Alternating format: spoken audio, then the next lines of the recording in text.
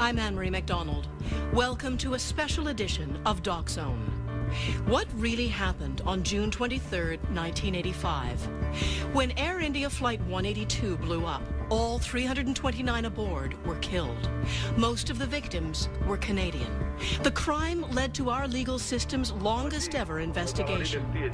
Using CSIS wiretaps, transcripts, and interviews, acclaimed director Sturla Gunnarsson presents a chilling account of the worst mass murder in Canadian history. Air India 182, without commercial interruption.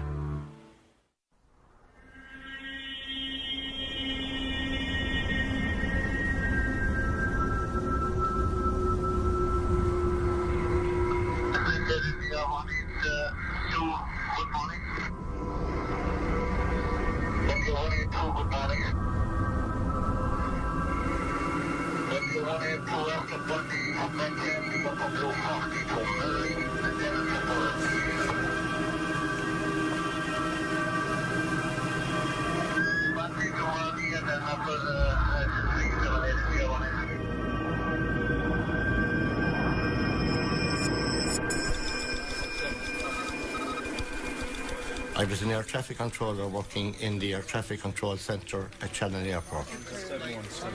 Air India 182 Shannon, D. Reid.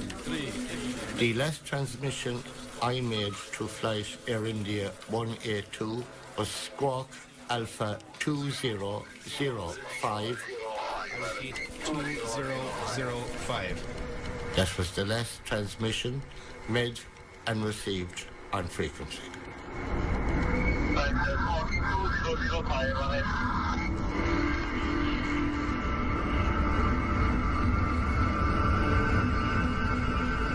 There was one fleeting moment on the tape where there was a loud, long, continuous noise, but no voice.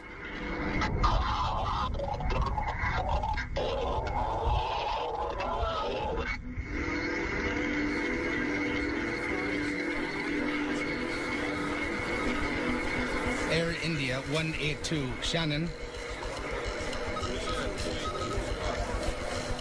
I'm transmitted on 3 or 4 occasions. Air India 182 Shannon, do you read? Air India 182 Shannon. Unfortunately, I received no reply on my frequency. So, India 182's gone off the scope. Where'd you last have him? 269 out. No one to this day has ever determined whether it was static or the aircraft in trouble trying to transmit to me. To this day, we don't know.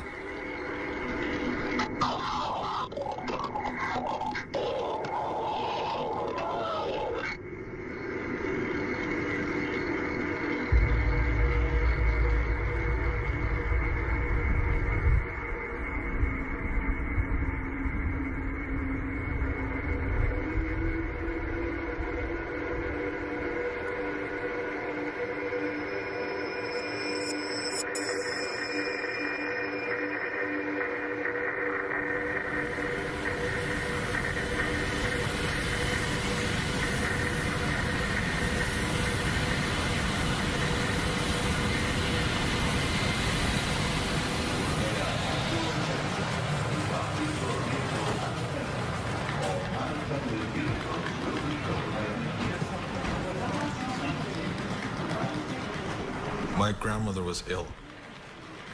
My father wanted to go see her before she had passed.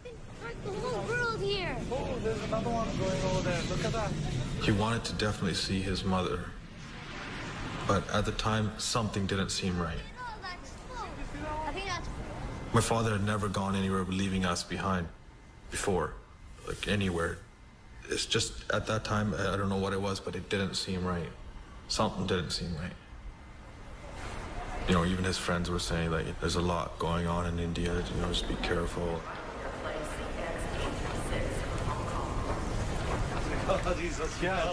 Dayal Johal, he was well known at the temple.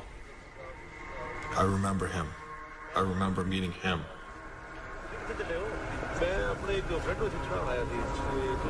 And when they asked him, you know, how come you're here, are you flying? You know, it was quite early in the morning, I believe, and he didn't really have an answer. And just kind of like, moved on, walked away, and that was it.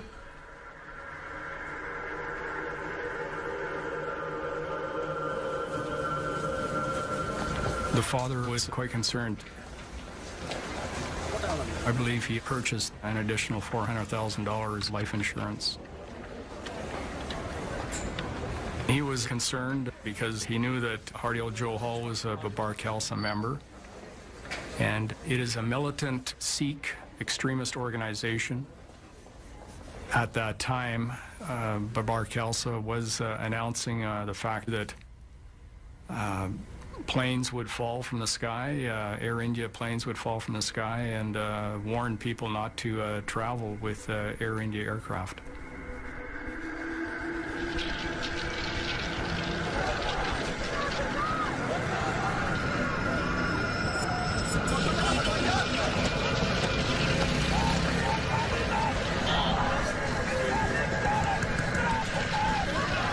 In 1984, the Indian government and their security forces mounted Operation Blue Star, targeted the Golden Temple in Amritsar. And the Indian government's actions around that particular event had an effect of galvanizing overseas Sikh communities everywhere, and particularly what we term the Sikh extremist communities. Those individuals among the Sikh communities that held to the notion of a separate state of Khalistan.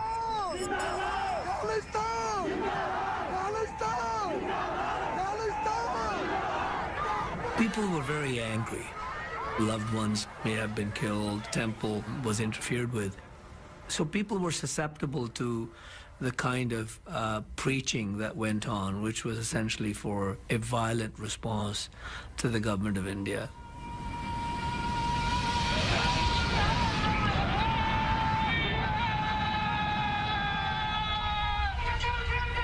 I think it's fair to say that the principal extremist or pro-Khalistani group at that time would have been the Babar Khalsa, and it was widely understood that Talwinder Singh Parmar was the leader of the Babar Khalsa in Canada.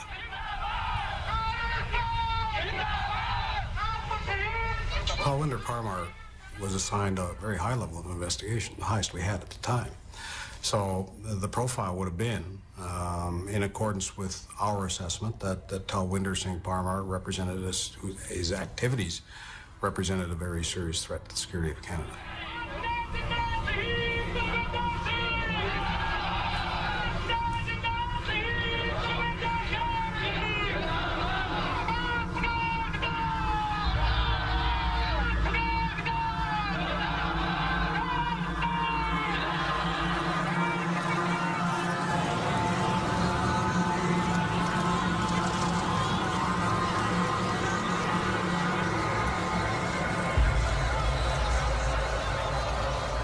Was there an appreciation that we were dealing with a terrorist organization here who has killed, or which has killed? Yeah, that was understood.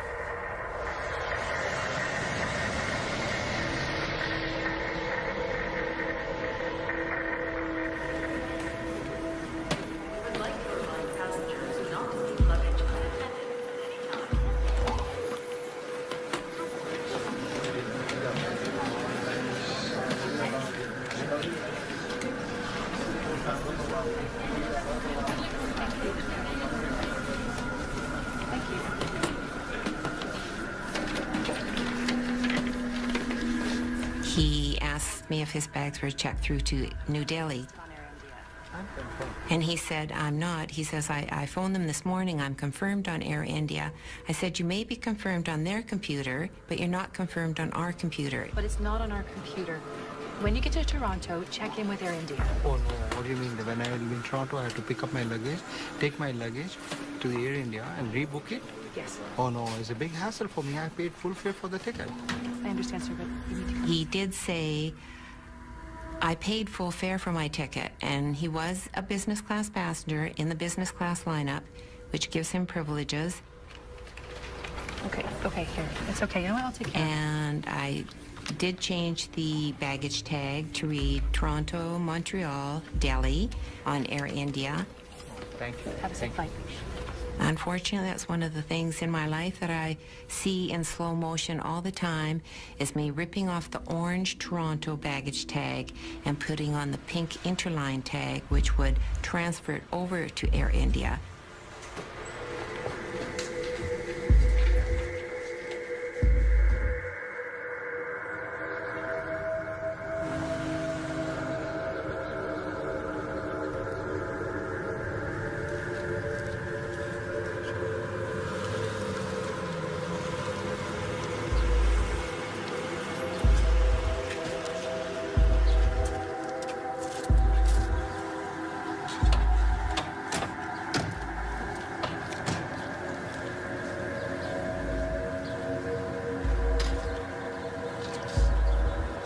Ray is a tightly wound guy. Ray is living this file. This investigation is not a 9-to-5 thing for Ray Cobsey. This is his life. Knowing Ray was going crazy at this time because we had a finite number of resources and there was intense competition between operational branches for those resources. It sounds trite to say that it was a very busy time for our counterterrorism program, but that's the fact of the matter.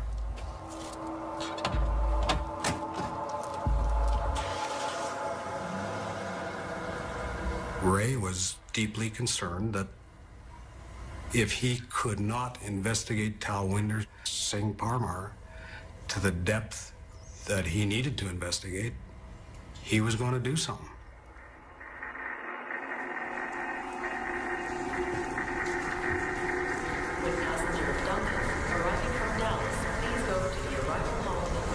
There was a lot of toing and froing the day or two before because, of course, we were trying to actively get them on that flight. You know, they weren't originally booked on the connecting CP flight to make Flight 182. Just so awful to think of it now. I can remember my aunt using a phrase, oh, it's just heartbreaking now. You know, it's a saying in Islam, inshallah, if it be the will of Allah. You know, inshallah, we'll meet again.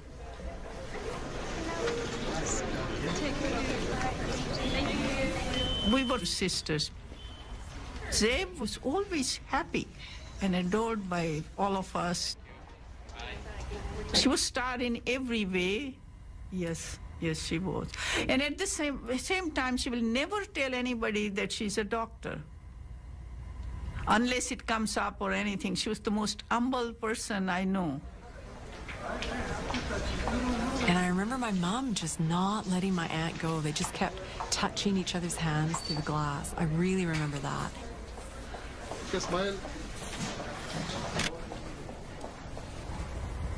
And feeling frustrated, feeling embarrassed, you know, and just saying, okay, bye to my aunt and uncle. And we never... It just wouldn't even occur to us that we'd never see them again, ever.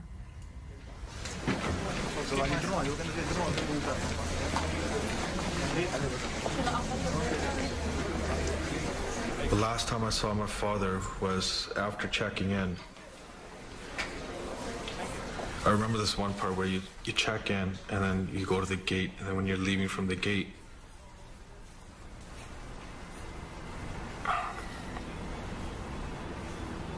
you walk.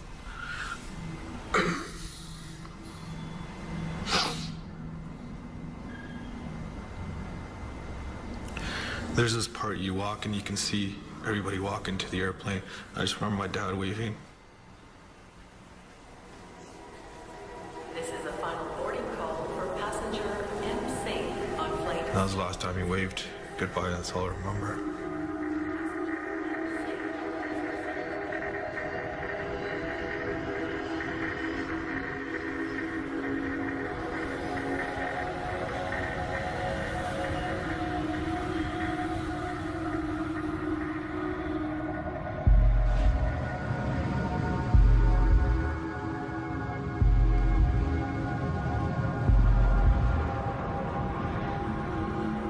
When she left, I was very restless, just almost suffocating.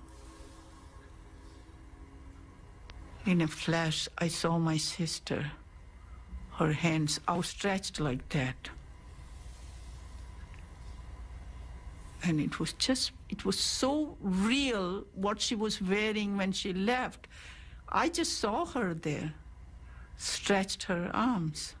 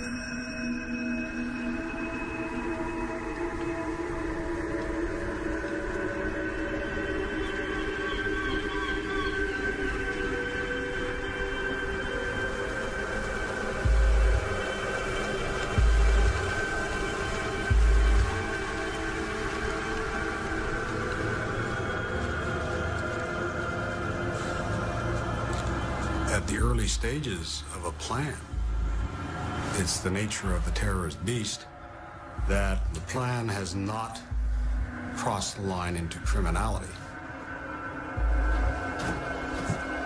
If you look at the activities that go into mounting a terrorist organization, apart from conspiracy, those activities are benign in the extreme.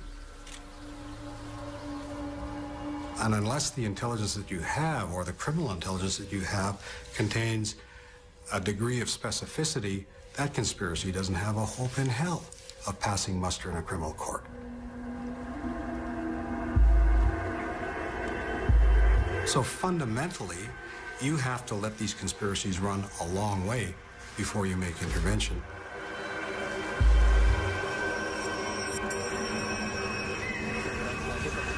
I call this the 60 minutes to boom phenomenon.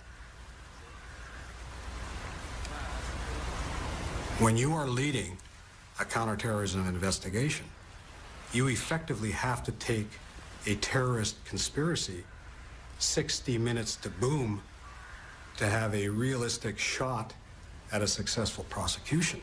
And that's just the way it is.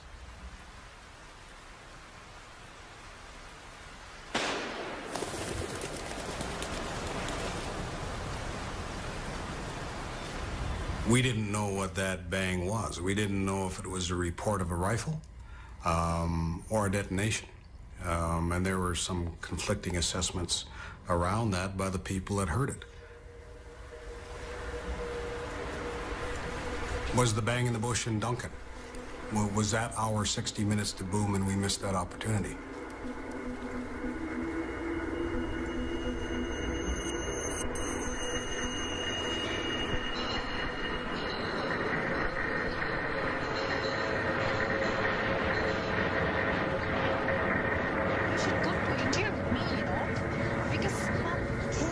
My mother, Borsha Kelly, was accepted to do her PhD at a university in India, and that's why she was going back.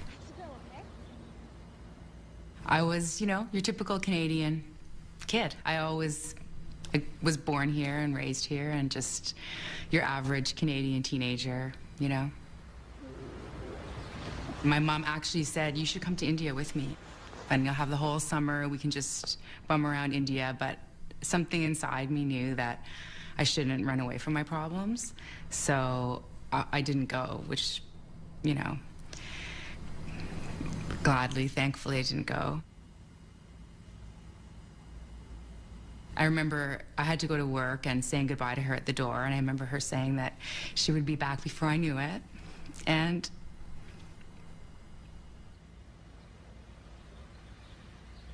she used to say to me and my sister, I'm in the prime of my life. She used to say that at 48, this is the prime of my life.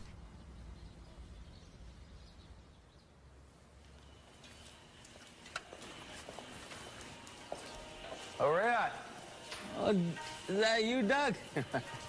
How's it going under here? Oh, good, good. When I first met Inderjeet Rayat, he was working in my truck found him to be a very personable fella.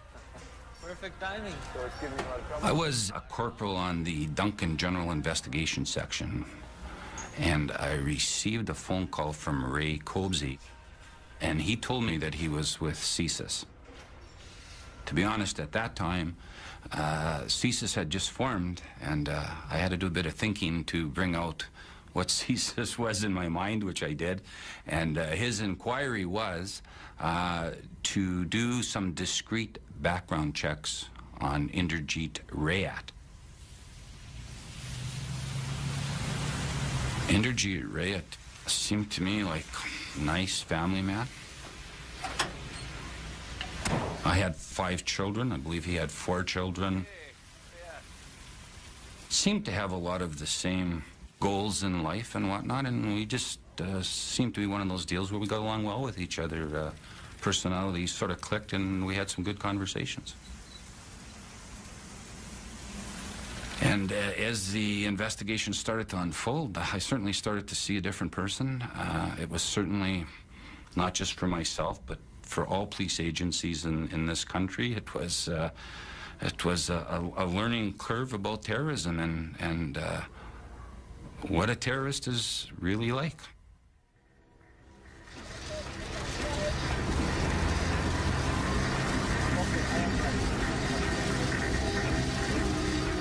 We started towards Toronto. It was raining like anything, storm coming. We were fighting quite a bit. And that didn't make a sense why we were fighting.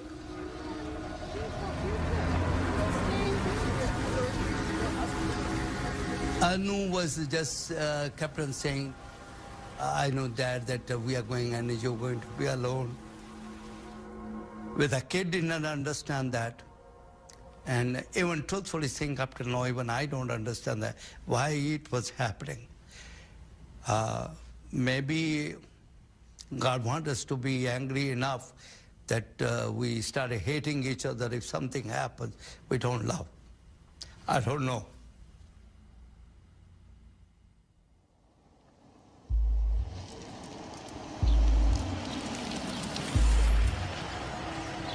In this group of associates that Talminder Parmar had, you had a bunch of like-minded individuals who got together and plotted actions and planned for the future of Khalistan.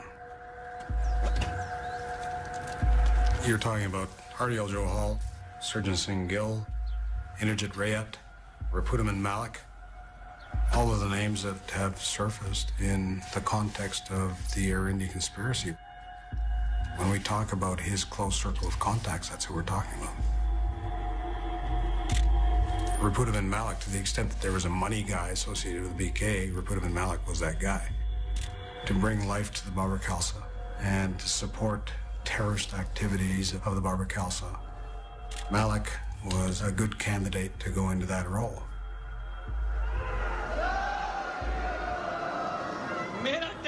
Najib Singh Bagri is Babar Khalsa leader. His views on achieving an independent Khalistan are very similar to Malik's.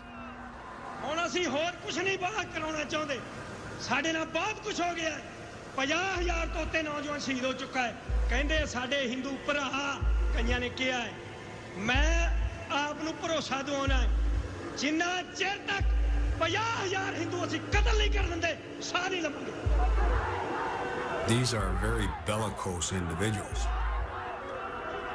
There was not a day that went by when Sikh extremists were not going to kill somebody or blow something up.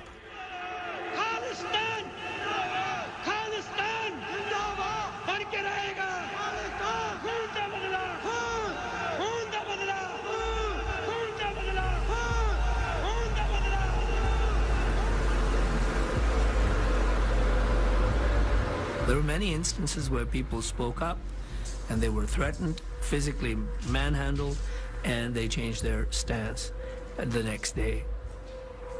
It was a state of fear that existed in the community at that time.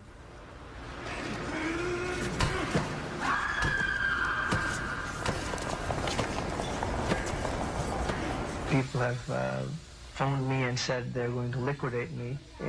That's the political jargon. They will reform me. That's what they've been saying literally in Punjabi, which means they will kill me.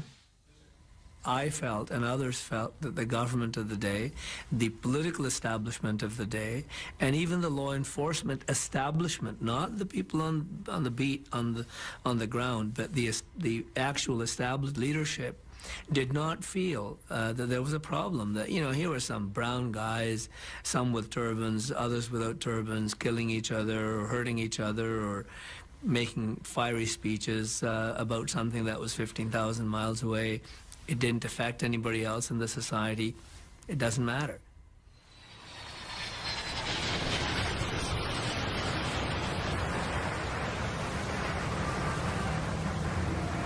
Just as we were approaching the airport, the rain stopped.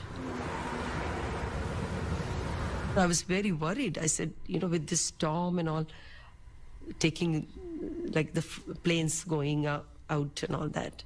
And my husband said, what time are you living in? He said, this type of rain doesn't bother the big airplanes. But it just felt very comforting that everything had cleared up.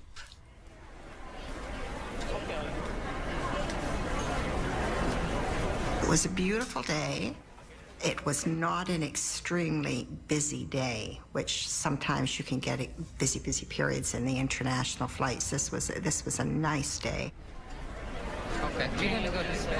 And your gate's just that way. School was out, and these were all Canadian children that were going home to meet with the grandparents or go home for their summer holiday.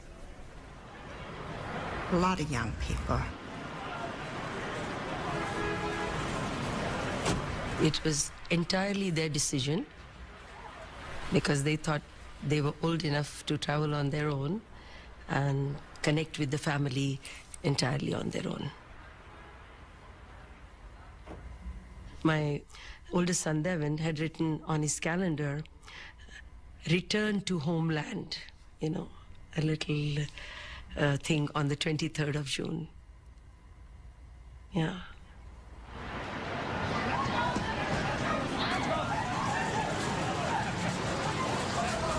We had two very talented young daughters, and my life revolved around my family.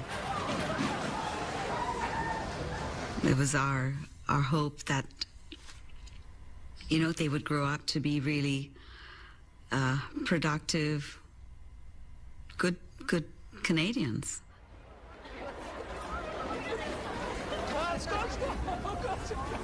There was this odd coincidence about all 5 young women being dancers, traveling together, and Vishnu was going to be this one chaperone of these 5 young women, and we teased him about it, and he kept saying, I'm going to get a seat so far away from these 5 boisterous young women, you know, so that I can travel in peace. We traveled always together. This was one of the first times that we weren't all together.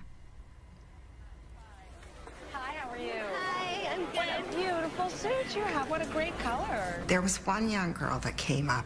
She was dressed in blue. She was, I think, probably 22 years old. And she said, it's my first trip over there, and I really wanted to look so nice. So we assured her that she looked so beautiful, and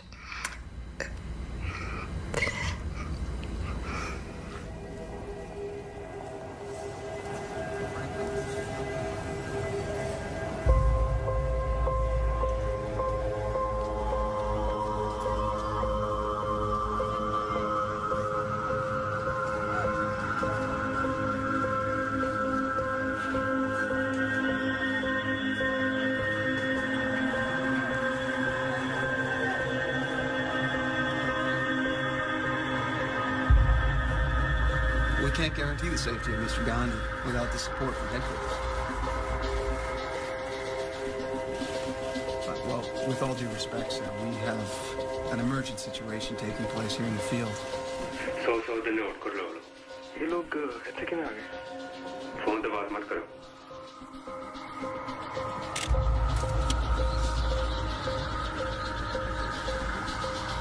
So if you're Ray Cobsey, you know, you breathe a sigh of relief, you say finally, and you start hoping and praying that what derives from resources that he now has will in some way advance your investigation beyond where it was before you got that resource allocated to you.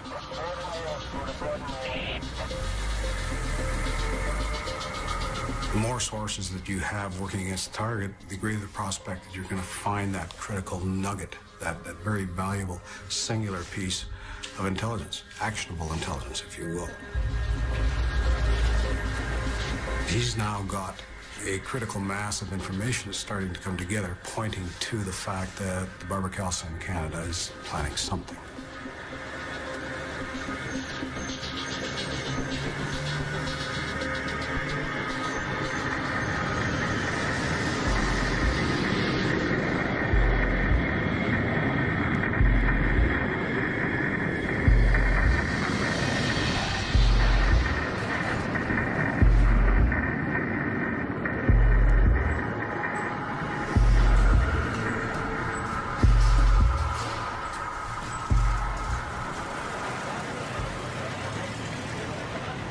I liked everything about him.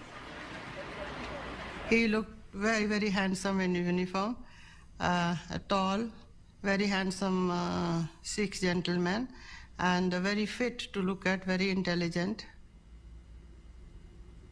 He was very ambitious. His friends always thought that one day he will be the managing director of Air India with his qualifications, his background, and his intelligence. There is no one like him.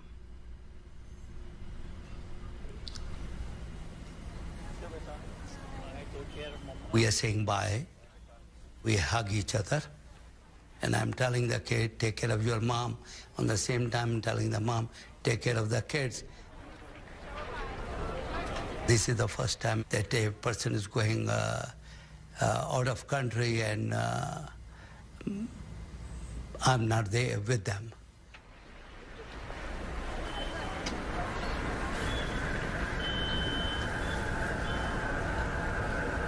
And I turn around and see from the other side there was another line standing for British Airways.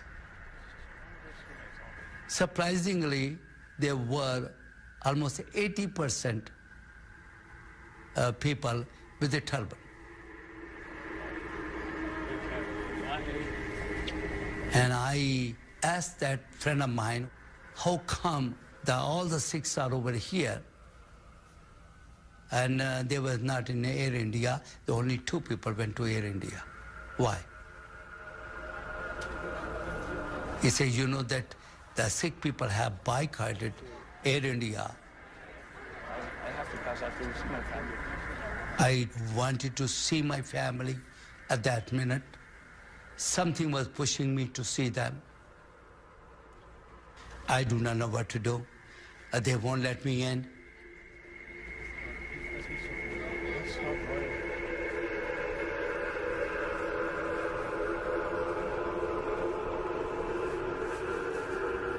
And I dread that moment.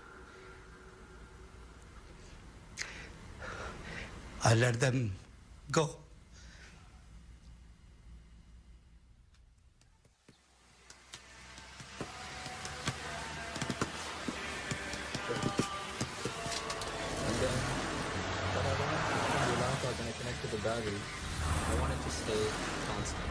One of the things that does stand out in my mind about this investigation is the piece of evidence where Mr. Rayat went to the store.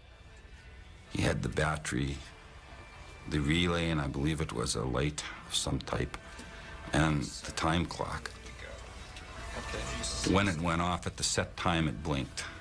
And his goal was to have a solid beacon instead of the blinking beacon.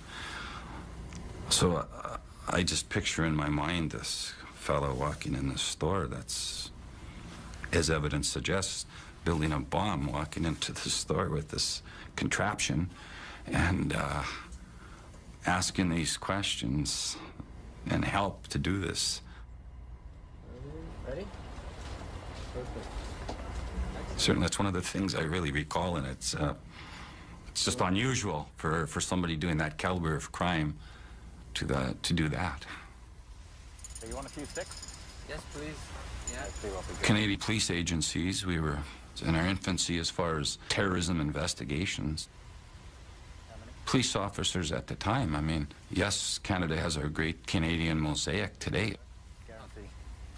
Back in 1985, I don't think the police were any different in East India. And we didn't know the difference between what is a Punjabi, what is Sikh, what is Hindu, Khalistan, what is that? Where's India? Like, Where did you put the sticks? here you have a conspirator walking around and telling people about his concerns back in India, and he has to do something, and very overtly doing things, which is laying in an evidentiary trail.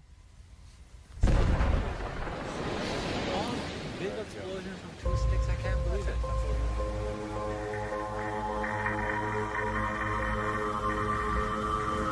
At that time, the assets and interests of the government of India occupied the highest threat level that we had. What do you do? Unless you have intelligence that says specifically these individuals associated with this organization intend to place a bomb constructed in this fashion on this aircraft leaving Toronto on this day and at this time, what can you do?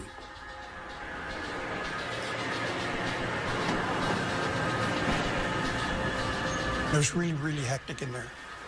And there was a lot of pressure on those people. Get things moving, get it moving.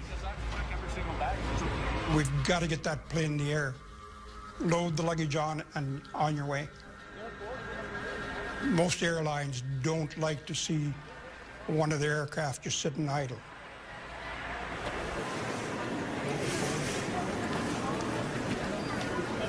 Sanjay is the older one, and he was very gentle.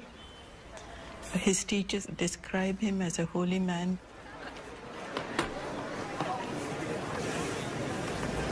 My younger one, Deepak, was bright too. He too was an honor student, but he was full of life, full of laughter, full of mischief. I used to say, I have 2 hands, one's Sanjay, one's Deepak. I have 2 eyes, one's Sanjay and one's Deepak. One has got foresight and the other one is the light of my life, because Deepak means light. He was born on Diwali. Deepak said bye, and then that's it. He went off straight with the kids. He was laughing, jumping, running. Wait for me, guys. And Sanjay came to me and said, Mom, look after Dad.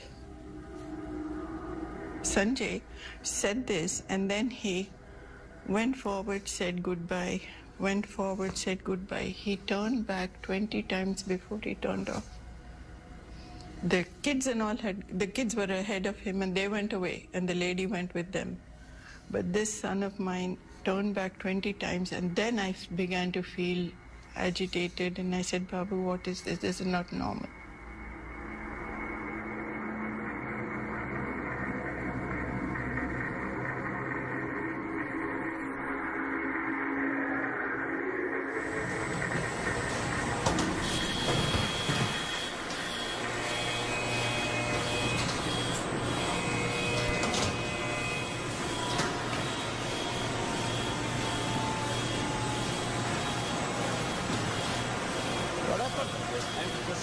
I don't know.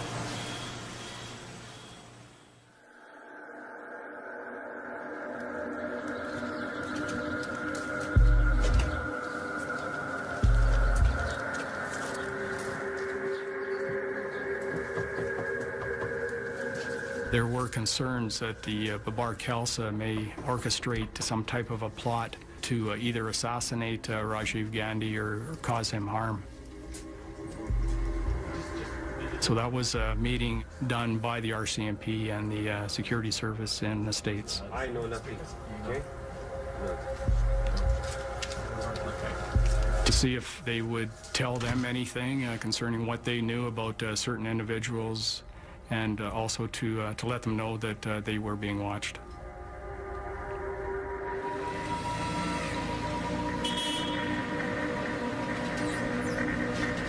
The machine was broken down on that day, so the bags could not pass through the scanner.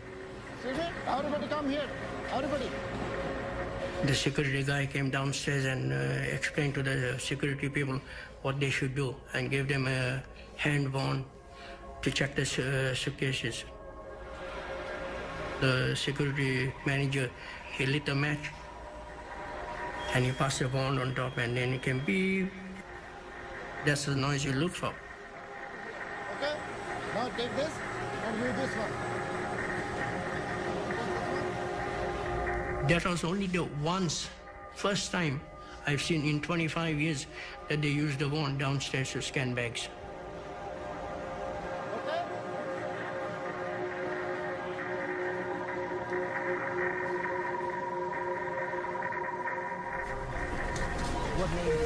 Ladies and gentlemen, we would like to apologize for the delay in boarding Air India Flight 182, soon departing for Delhi via Montreal and London Heathrow.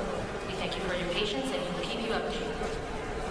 Mesdames et messieurs, veuillez accepter nos excuses pour le délai. There was quite a number of children on board the flight, and this is the most vivid memories I have, personally.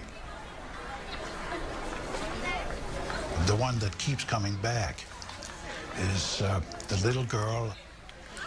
She couldn't have been more than 7. And she was clutching a big box of chocolates. And I can still see that little face.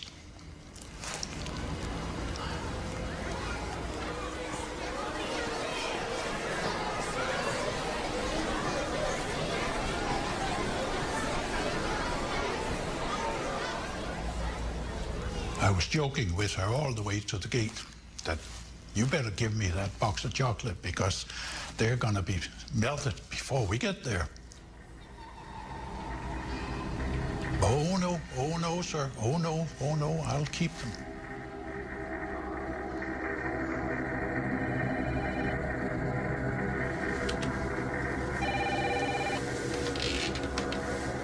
Hello?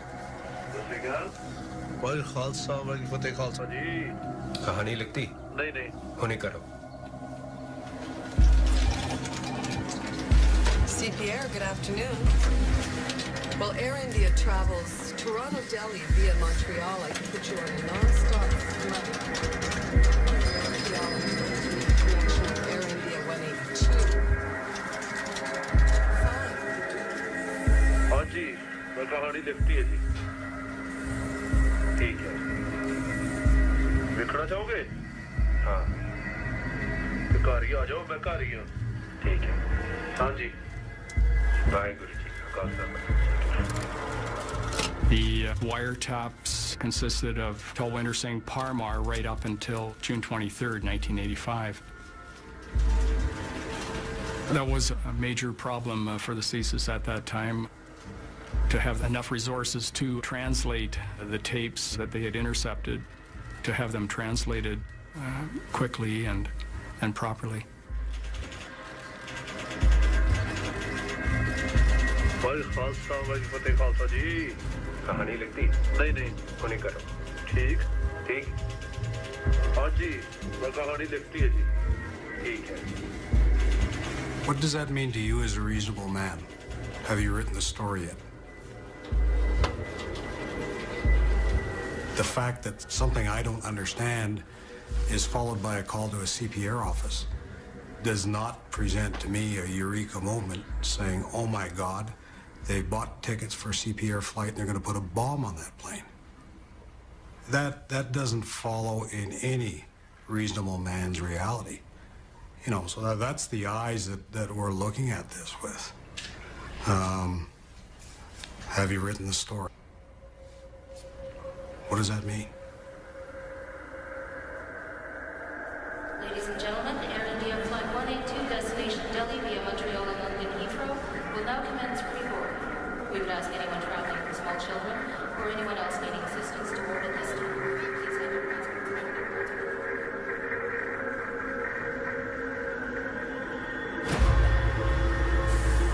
When the bag came down, the guy went with the scanner. So it came beep, beep in the center. And then he turned around to the girl who was in charge, security girl, So she said, that's okay, she says. He looked at me and he did this, so I did this also, you know. So I lifted that bag, I put it on a cart. I strongly feel they should have checked that one bag.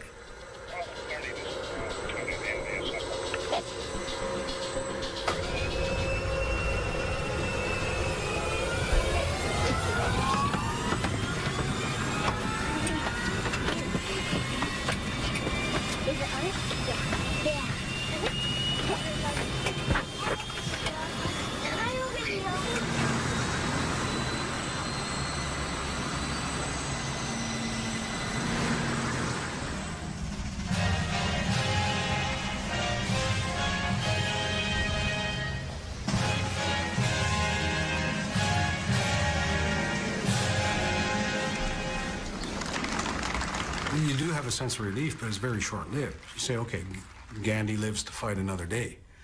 But there's still something else going on there, and we need to know what it is. So, you don't see a lot of celebration in our business.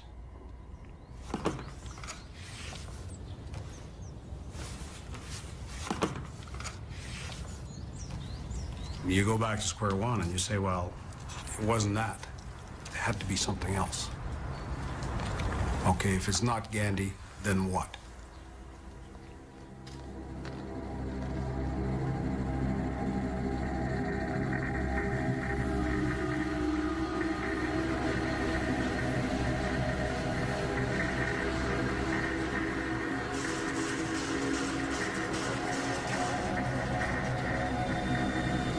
Good evening, ladies and gentlemen. We apologize for our delay.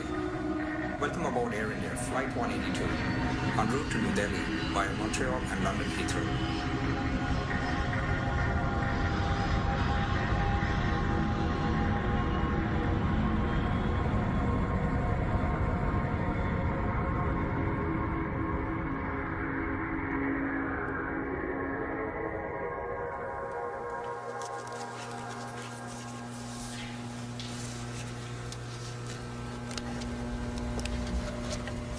I've seen what bombs do to bodies. I've seen what falling from great heights will do to a human body. I've seen what burning flesh looks like and smells like. This is not an ethereal concept. People die, and nobody should ever lose sight of the fact that if you make mistakes, there can be tragic consequences. You need to remember that all the time because it galvanizes you. It makes you personalize your investigations, and it makes you do everything that you possibly can to make sure that people don't die.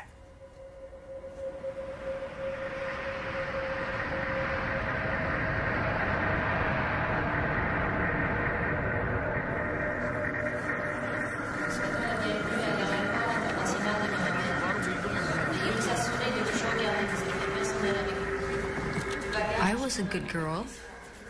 I had done what I was asked to do, which was to put on a certain amount of weight so I could be rewarded with a weekend pass so I could attend my sister's funeral,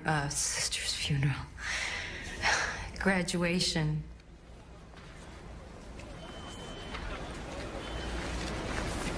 You know, we were just having some parting words and some joking around. Oh, it was a big hug, definitely. Yeah.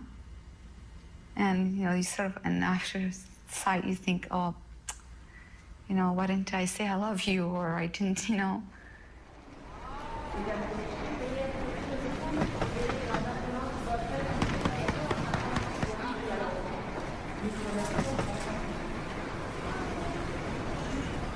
There are certain things that, you know, you remember very vividly, very, very clearly. You can't forget them. And this, of course, is one of the, because, you know, it's not really kind of, I didn't think of it, you know, that this might be the last time I'm seeing them. I didn't want them to go.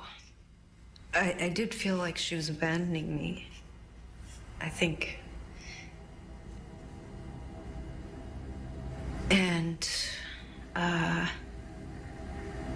I just remember that she was very excited to leave, and she was very happy. The last thing she said to me was, "Be strong. Be strong like your sister."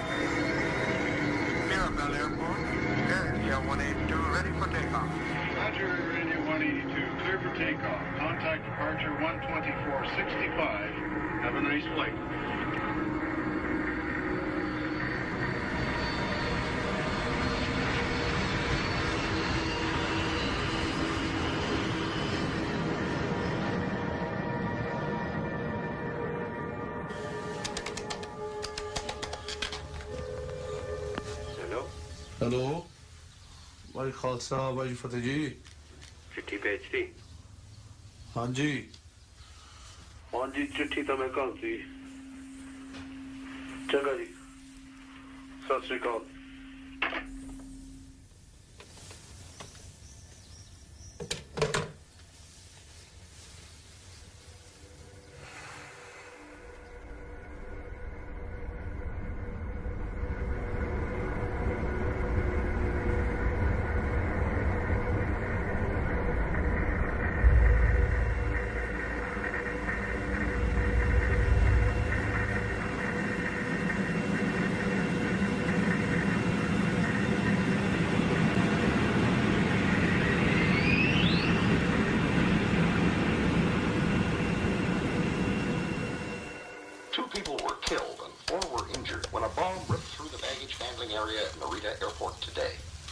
Hello भाई खालसा भाई फतेह जी हाँ जी खालसा जी TV देख रहे हो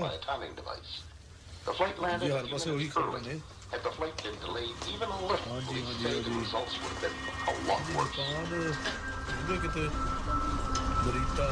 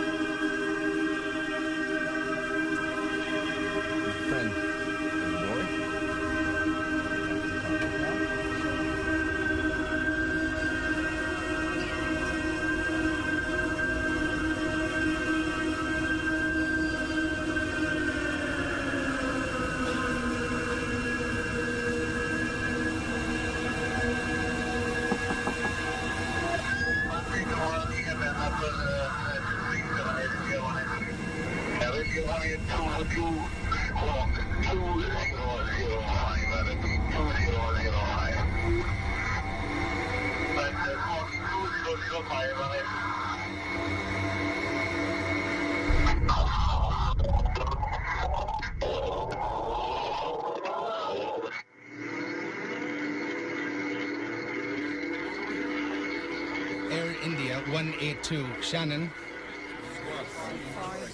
Air India 182 Shannon, do you read? There's an Air India 182 at this time. He's not talking to us. Can you see anything ahead of you there? 33, and I saw a piece of a contrail out the left side that looked like it might have been at 31, but quickly no airplane hit.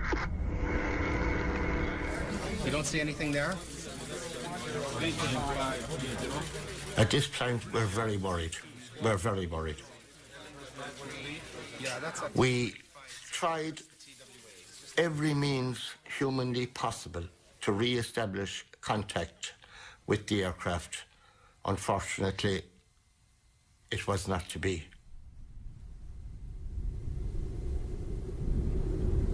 Air India Flight 182 is now missing.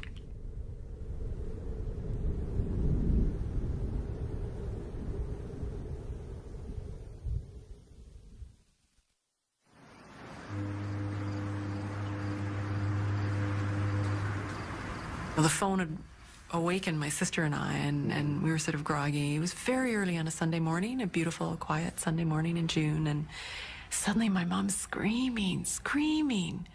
Oh, it was a scream really like I've never heard. Like, it was just awful. I don't think I'll ever forget those screams. No, I know I won't.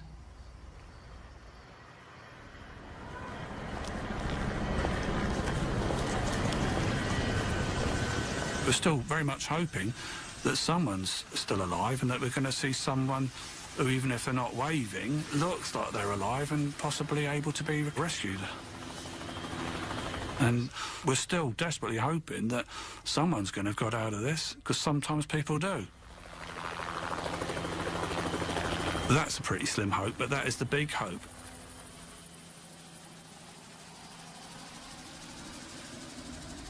He said to me, he said, "It's the boy's flight." And I said, "What happened to the flight?" And he said, "They're saying that it disappeared and there are no survivors." And I said, "I can't be." I said, "That can't be."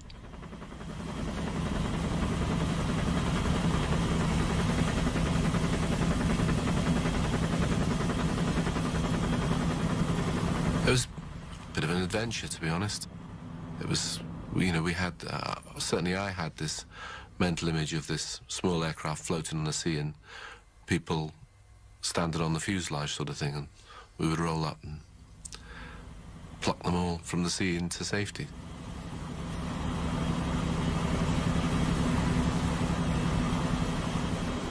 He went to the phone, he said, yes, the children were on the plane. And he says, all's gone, and collapsed. And I got out of the bed and said, "Don't cry like a lady, like a girl," you know. I said that, and I ran to the television, turned it on. Programs normally seen at this time have been cancelled or rescheduled so that we may present the following CBC News special. It's one of the worst air disasters ever, and it's taken more Canadian lives than any other crash in history. Air India Flight 182 simply disappeared from radar screens off the coast of Ireland. On board were 329 people. More than 280 of them were Canadians. At least 86 of the passengers were children. It is almost certain that no one survived.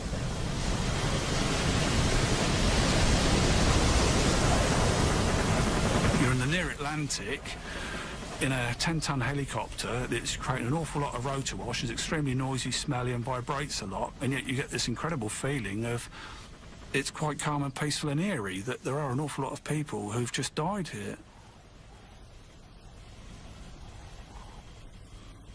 And it's something that I've never felt before and something that I've never felt since. And I think that was just like us realising that this was going to be a recovery as opposed to a rescue operation.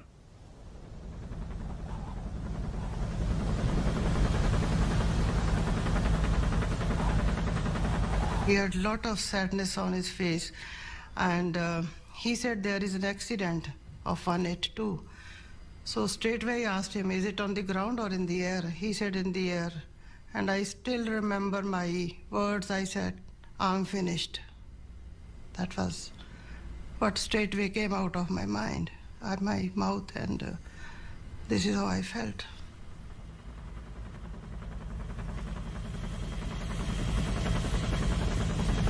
And at that stage they told us that the wreckage extended for between 5 and 10 nautical miles in any direction from our position.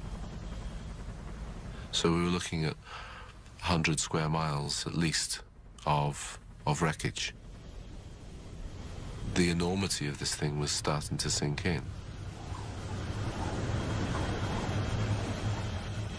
Everybody was just hoping for the best at that time. As soon as my dad's friends started coming, relatives started coming, I realized that definitely something was wrong. Nobody actually really told me what happened. I kind of pieced it together.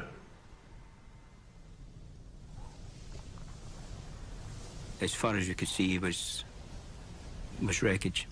You could smell the aviation fuel.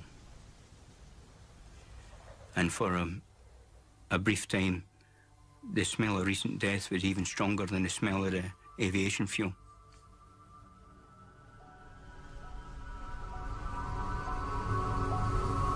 I was in such complete shock.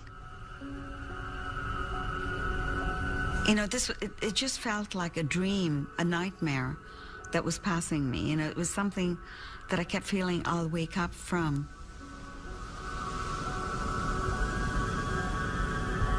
And it wasn't until the first body came in where the impact hit. It was extensively injured. It was the body of a woman, and she was really badly injured. There was an immediate impact on some of the men in the boat. And some of them were crying and some had been sick.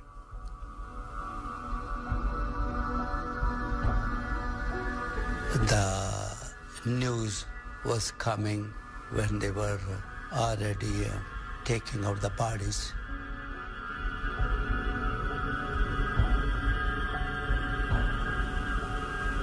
I just made a statement. I say, don't worry about that. The plane fell there. I know they know swimming, so no big deal of that. And they will swim.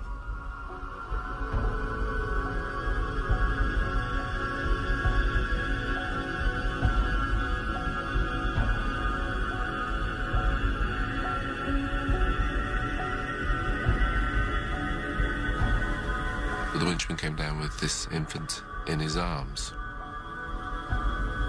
And it was just terribly wrong that this infant that looked perfect was so cold and so without life. And so out of place. You know, you don't see babies on ships. You don't see babies on the deck of ships in the middle of the Atlantic. And when you do, they're supposed to be warm and alive.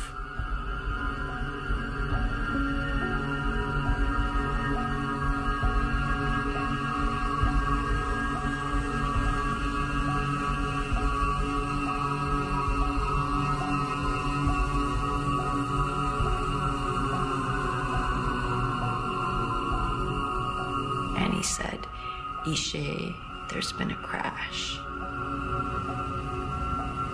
And that was when I knew they were dead. I knew it. I knew they were dead.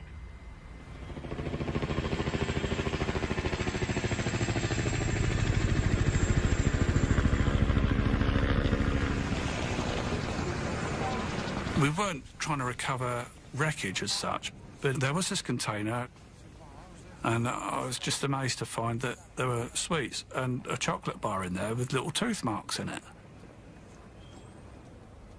And it's just so demoralising, really. It just wipes you out. You think, you know, there's just no hope. No hope for anybody. We've got this, and yet there's nobody going to be alive, and it's just so tragic.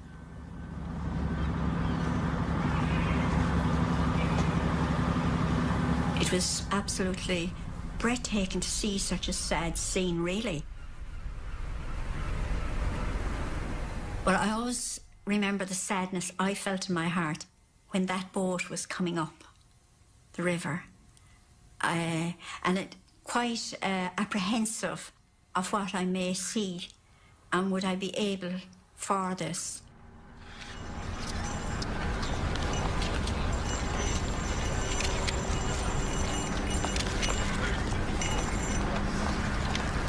We laid them on the stretchers, and I called teams, and the nurse and the Garda and the Navy carried each stretcher.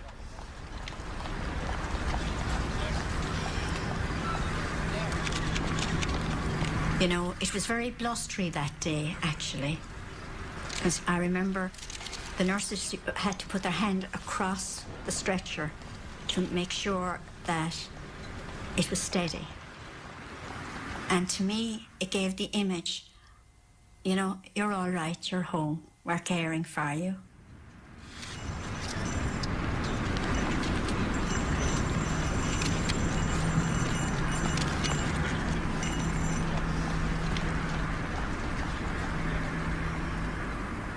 It had been a hard day's work.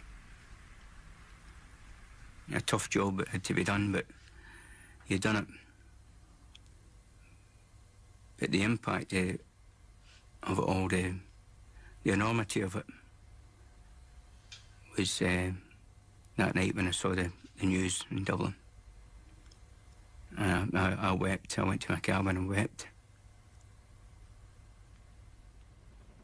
The Canadian authorities who are investigating the Air India plane crash have been faced today with one central question.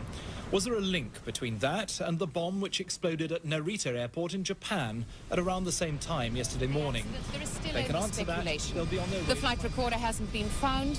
The bodies which have been recovered so far have suddenly been it disappeared from air traffic control radar screens. It is now suspected, though not confirmed, that a bomb blew the plane apart.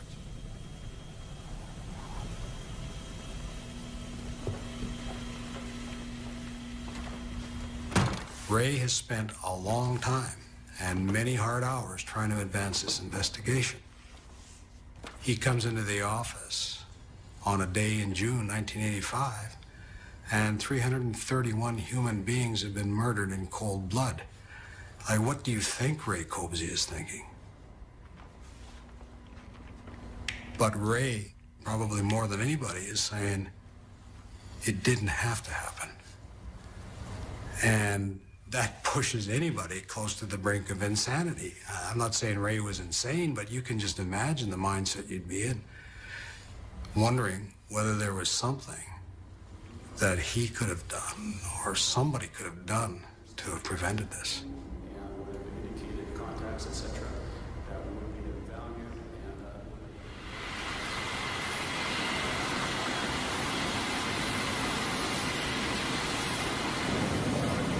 There were a lot of people that had met the same fate as my wife. You know, they were the same relatives there. And there they were looking at me and they were saying, the Sikhs did it. And I was one of the person that was wearing a turban. And it was quite a trying moment there. And people saying, you guys did it, you guys did it. And I had to tell them that I lost my wife too. We were the first ones to arrive, and there were no Canadians. And when we went to the Indian consulate people, they said, what citizens you are? We said, we are Canadian citizens. They said, you have to wait for the Canadian people to help you out. And when we went to Ireland, there was no Canadian representative. Nothing at all? No. And I think that was the beginning of my rage, really. It started in the days after the bombing. I remember then Prime Minister Brian Mulroney sending his condolences to the Indian government, which was such an outrage to me because, you know, my mother was a Canadian citizen. I'm a Canadian born in this country, and yet his condolences are going to India. It's like we were never Canadians in the first place. You know, that this was not something that happened to people that lived in our country.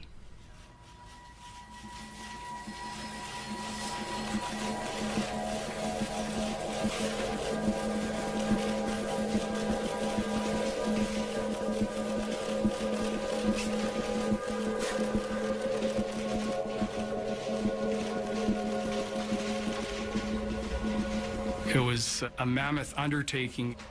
During the initial stay with the task force in 1985, I wasn't aware that CSIS had information or intelligence concerning the Babar Khalsa's involvement in the bombings.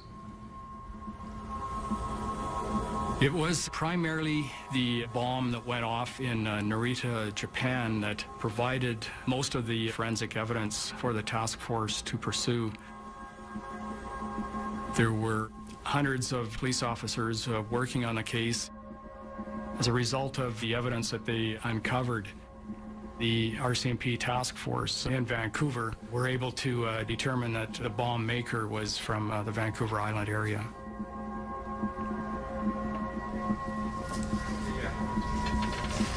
As the investigation unfolded, we found that in a very short time period before the baggage was put on the plane, Inderjeet Rayat went to Auto Marine Electric here in the Lower Mainland and needed to purchase another battery, took some of the components into the store, and sought to use his employee discount at the time he was in the Auto Marine store.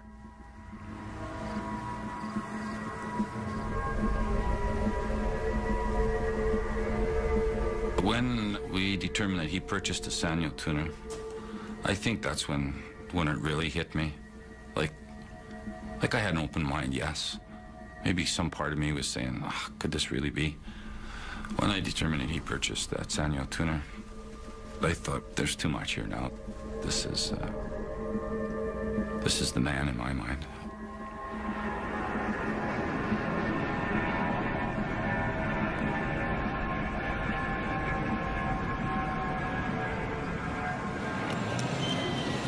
They took us right to the hospital in Cork where all the bodies were being brought in. They gave us some forms from Interpol to fill out as best as we could to describe our family members, any noticeable birthmarks or scars and anything that could help them in the identification process. Because we didn't know at that point what condition the bodies were brought up, because, you know, even in my mind at that time I'm thinking, well, maybe he hit the water, was unconscious, woke up, and he's somewhere, you know, wandering around, doesn't know where he is. Like, I mean, you think, you grasp at all sorts of crazy ideas, thinking that they're still alive.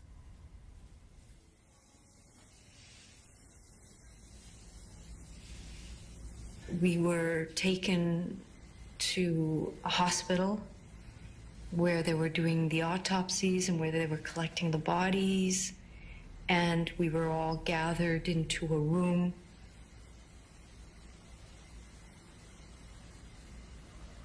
We were sort of reassured that the deaths were instantaneous and no one was really conscious of what was happening, and that what they were going to do was show pictures of the bodies that they had recovered. They had taken mugshots of all of the people and posted it behind this curtain.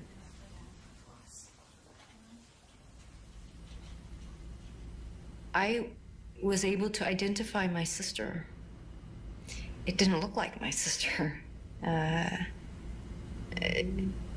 face was flattened and her nose was gone. But I was able to identify her because she had a particular way of wearing her eyeliner. And that eyeliner was still on her face.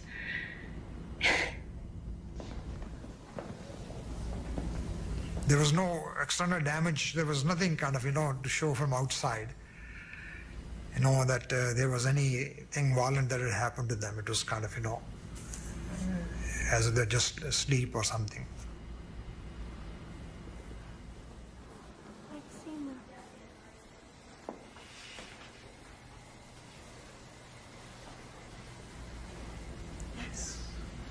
And their face was fear. It was just like they had this, something had happened, and they were like this mortified, and it was like frozen right there. The picture was just full of these. I couldn't have borne to see their bodies. It was just. Sexy.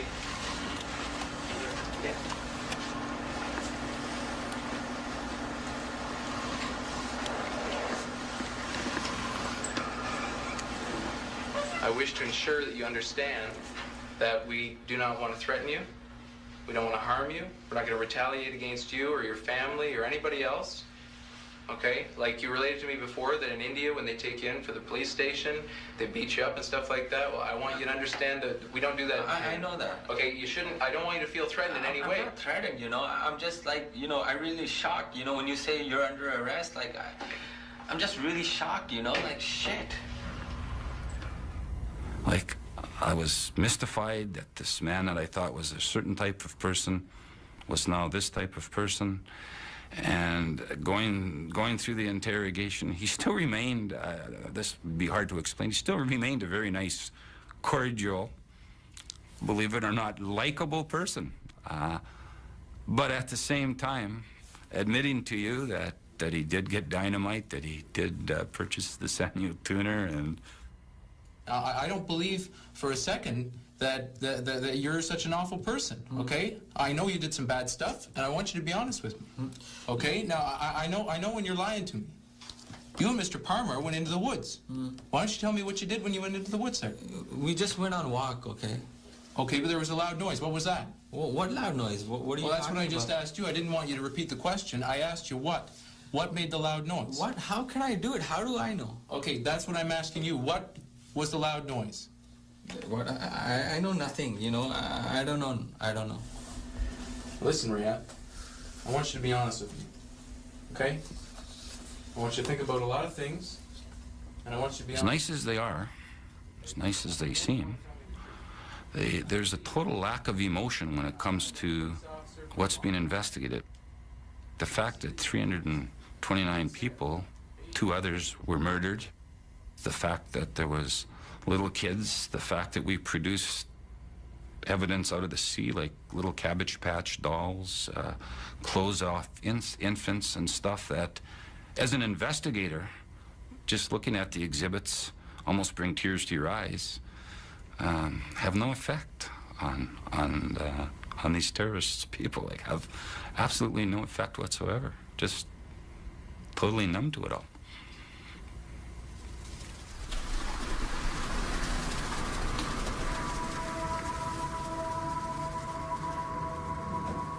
We found out that they loved flowers, the Indian people.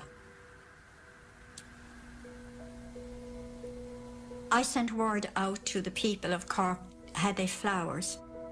And even little school children came into the front of the hospital with little bouquets of flowers for the children that were victims in that crash.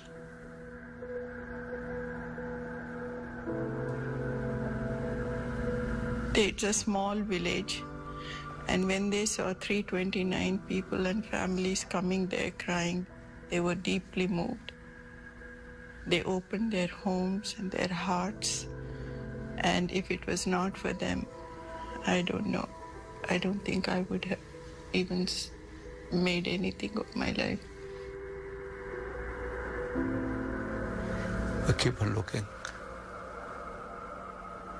Every day was worse than other. Surprisingly, I see my son. He was just sleeping. He looked like a little weaker. That's it. But just a very peacefully sleeping.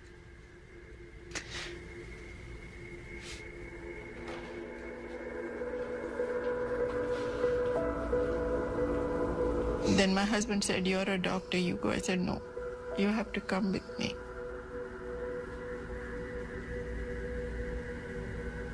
And then I saw the body. Of course, it was nothing like how we sent him.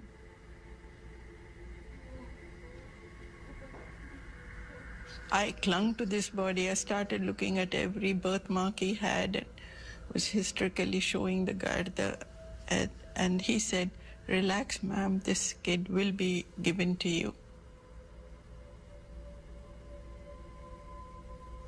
So we found Sanjay, but I never found Deepak. And I went looking for every bone that they had there. I know I haven't found him. And for a long time, I used to think, maybe he's saved. Maybe he'll come one day to Canada and I'll find him. But the scientist in me didn't believe such stupidity.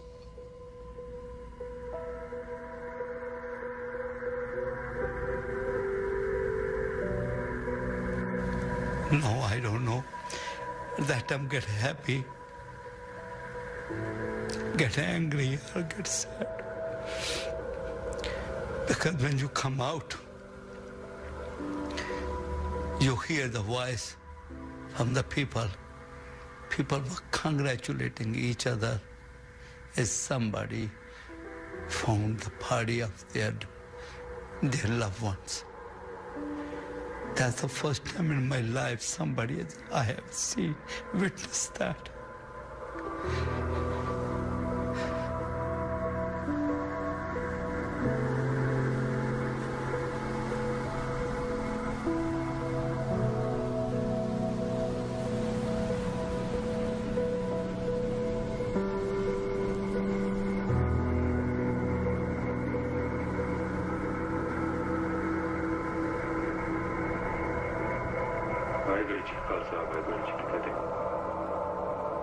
हाँ जी मैं कहानी लिखती है जी ठीक है फिर देखना चाहोगे हाँ ठीक है मैं घर आ गया ठीक है वाहिगुरु जी का खालसा वाहिगुरु जी की फतेह.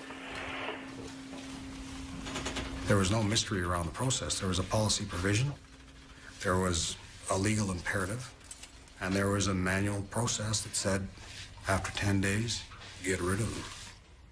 So when the RCMP came in after the fact and said, you know, we want access to your intercept material, in most cases, all we could show them was our intelligence report that, to the best of our ability, faithfully reflected what was on that tape, now erased.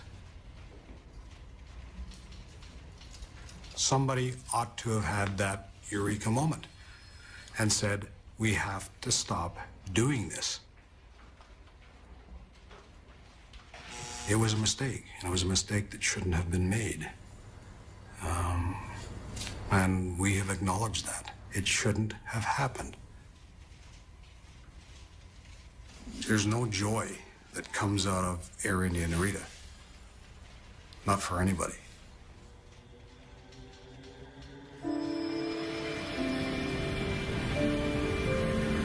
So the next day was, of course, July 1st. They had made arrangements to bring my father to the airport, and I got on the plane, and he was loaded into the cargo. I remember watching him being loaded into the cargo, and I got on the plane, and they're celebrating July 1st, and everybody's happy, and they were having, I remember the menu was lamb with mint jelly. That's what they were having, and I'm thinking, all these happy people, and here I am, this is the first airplane trip I've ever taken with my father, and I'm up here, and he's in the cargo.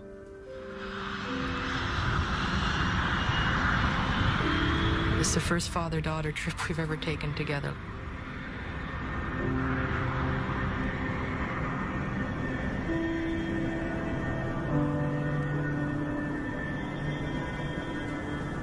If I lose my husband, am I still a wife? If I lose my children, am I still a mother? Who am I? To walk into that house and know that that bed will never be occupied by that person again. To go to their closets and feel their clothes and smell them. To go through your cookbooks and see that you're going through these recipes that were their favorites. To listen to a song that you knew was one of their favorites. What do you do with all that? You know? It's so full and so empty at the same time.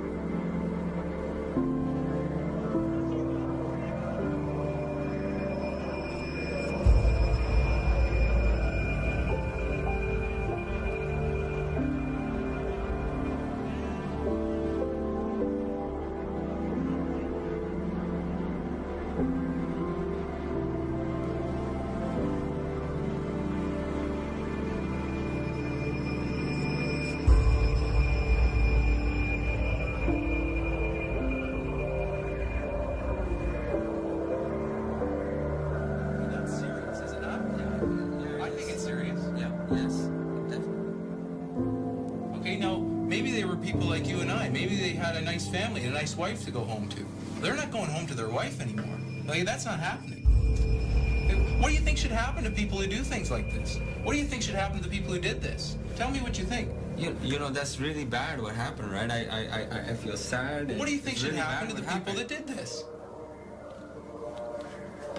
They should be shot.